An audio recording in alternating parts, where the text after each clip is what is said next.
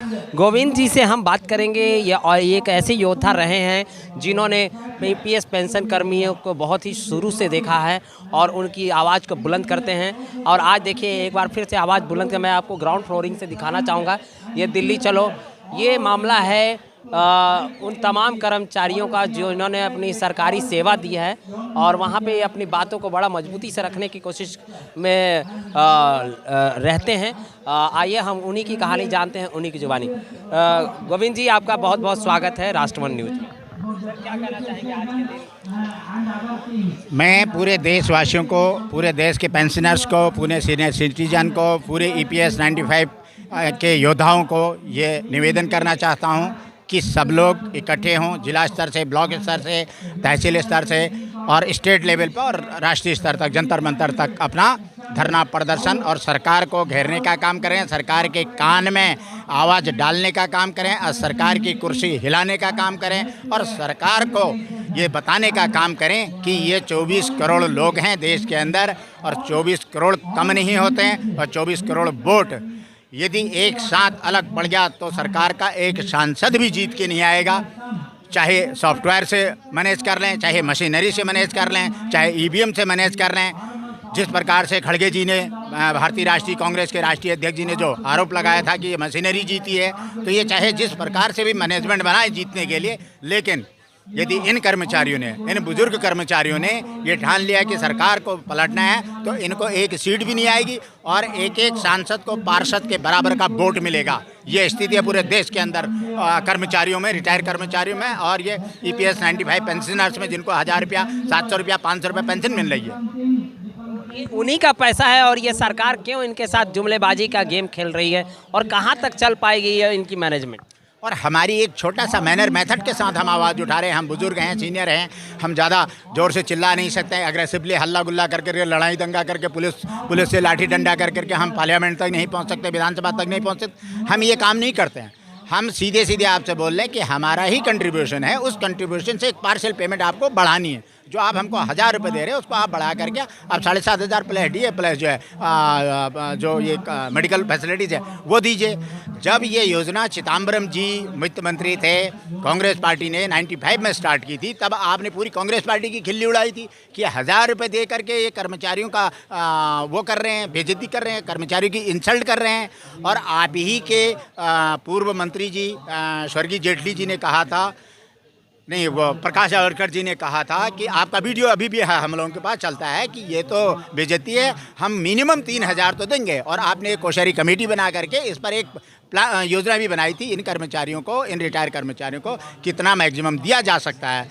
आपने कोई भी वादा पूरा नहीं किया। आपने जो सरकार चल रही थी उसको भी बदनाम किया और आप सरकार पर काबिज भी हो गए और आपको 12 साल होने जा रहे हैं। तो ये जो आपकी जुमलेबाजी, ठगबाजी, लोगों को झूठ पे झूठ, और एक झूठ पकड़ा है तो आप दूसरा झूठ बोलते थे, दूसरा झूठ पकड़ लिया तो तीसरा झूठ बोल देते हैं। अब आप झूठ पे लोगों को घुमाते रहते हैं। किसी को पाकिस्तान, किसी को चीन, किसी को हिंदू मुसलमान, किसी को छोटा, किसी को नीच, किसी को दलित और किसी को जातिवाद, किसी को। तो इस प्रकार से आप सरकार चलाएंगे। आप सरकार चला रहे हैं, मजाक कर रहे हैं या देश के सामने आप देश की बेइज्जती कर रहे हैं, ये हम जानना चाहते हैं, ये देश की जनता जानना चाहती है। आप हमारे पेंशन हमको दीजिए, हमारे पैसे से दीजिए। हम आपसे अलग से कोई, हमारी अलग से मांग नहीं है। तो इलेक्शन जब आती है सरकार एक नया आप लोगों को कोई ना कोई मोड़ दे देती है, बातें बड़ी बड़ी कर जाती है और फिर जैसे ही इलेक्शन ख़त्म होता है वो सारे वादे, वो सारे ख्यालात पता नहीं कहाँ चले जाते हैं। इसके बारे में आप क्या कहना चाहते हैं? भारतीय जनता पार्टी बतौनी पार्टी है। ये बताने में मास्टर हैं। ये ऐसा परसेप्शन लोगों को देते हैं कि सचिन पायलट और गहलोत जी की लड़ाई से आप राजस्थान हार गए। आप मायावती और क्या नाम है वो प्रकाश क्या उसका आनंद है भतीजा, उसके कुछ मिसकम्युनिकेशन से मायावती जी हार गई। अखिलेश के चाचा शिवपाल के झगड़े में ये हार गए।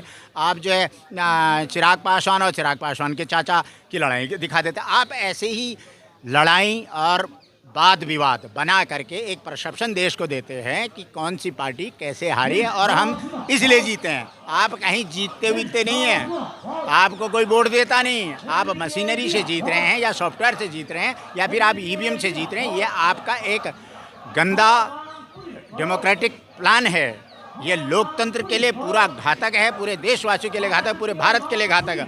और आप भारत पे, भारत की अस्मिता पे, भारत के बच्चों पे, भारत की महिलाओं पे, भारत के कर्मचारियों, भारत के निवासियों पर, भारत पर आप गंदी भद्दी टिप्पणियाँ, गंदे भद्दे कार्य और अराजकता आपकी योजना में रहता है, आपके कार्य आचरण में रहता है। आप जुमलेबाजी और भाषणबाजी बहुत करते हो, ये अच्छी बात है, लेकिन आपका जो रिजल्ट आउट रहता है और जो आपका जो रिजल्ट आउट रहता है समाज के सामने, वो असामाजिक है, टोटल असामाजिक है। इससे आप किसी थर्ड पार्टी से इसका असेसमेंट करा करके उसका सर्टिफिकेट भी ले सकते हैं। और आज ही मैं पढ़ रहा था, किसी विदेशी विश्वविद्यालय ने अपने शोध में पाया है कि आपकी जो नोटबंदी थी 2016 की, वो एक ब्लेंडर मिस्टेक है और अपने विश्वविद्यालय के पाठ्यक्रम में उसको शामिल किया है। तो ये इतने बड़े बड़े मिस्टेक है क्योंकि आप इस देशवासियों की आवाज़ सुनते नहीं, इस देशवासियों की आवाज़ को आप खिल्ली बता देते हैं। और आपकी आवाज़ जो है बहुत बढ़िया है, आप तो विश्व गुरु बता देते हैं अपने आप को, आपको आता जाता कुछ नहीं है। जब कोई बड़ा सवाल आ जाता है तो आप किसी और के सर पर डाल देते हैं, नहीं तो आप पाकिस्तान घुमा देते हैं। पाकिस्तान देख लो, वहाँ भूखों मर रहे, वहाँ देख लो यूक्रेन में लड़ाई हो रही, नहीं तो वो देख लो वो चाइना वाला, वो क्या नाम है, कोरिया ने जो है मिसाइल दाग दी। तो आप ये जो दाएं बाएं की व्यवस्था लोगों को दिखा के लोगों को गुमराह करते हैं देशवासियों, इसको बंद करिए, देशवासियों को माफ़ करिए, या तो कुर्सी छोड़िए, नहीं तो सरकार ठीक से चलाइए।